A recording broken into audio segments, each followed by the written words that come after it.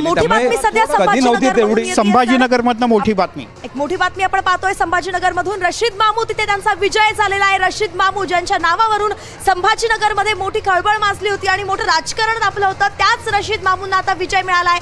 ठाकरे सेनेचे ते नेते आहेत रशीद मामू, यांना विजय मिळाला आहे. आपण मोठी बातमी सध्या जाणून घेतोय. छत्रपती संभाजीनगर मध्ये ठाकरे सेनेचे रशीद मामू विजयी झाले आहे आणि त्यांच्याच नावावरून खरं तर ठाकरे सेनेमध्ये आपण पाहतो दुपळी निर्माण झाली होती. राजकारण सुद्धा मोठं तापलेलं होतं त्यांना उमेदवारी देण्यावरून. मात्र आता रशीद मामूंनी ठाकरेंचा तो विश्वास योग्य करून दाखवलाय. रशीद मामू संभाजीनगर मधून विजयी झाले.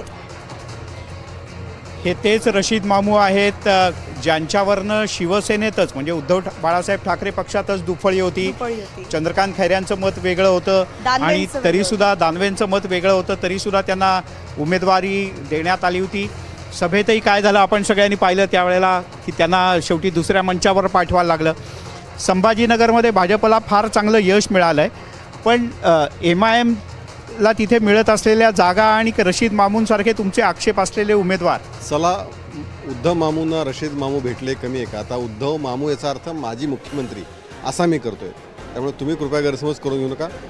त्यामुळे एका अर्थाने मी हे सगळं आपण बघितलं असेल की उद्धव ठाकरेंची हिंदुत्वाचं एक लक्षात घ्या, तुम्ही हिंदुत्व सोडलं, तुम्ही तुमची विचारधारा सोडली, तर ज्या पद्धतीचं अपयश तुम्हाला 1-1.5 वर्षात 1.5 वर्षाचं मुख्यमंत्रीपद काँग्रेसच्या पाठिंब्यावर मिळालं, पण हिंदुत्व सोडल्यानंतर, तुमची वडिलांची विचारधारा सोडल्यानंतर महाराष्ट्रातली जनता स्वीकारत नाही.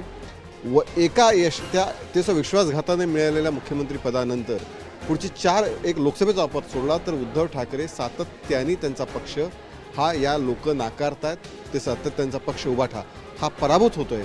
याचाच अर्थ असा आहे की महाराष्ट्रामध्ये विचारधारा जी आहे ती विचारधारा सोडल्यानंतर काय परिणाम होतात. मुळात काँग्रेसकडे आता विश्वासार्हता नाही, त्याचं आपण चित्र बघतोय आणि त्या सांगतो तुम्ही बसलात तर वेगळं काय होणार आहे परिस्थिती.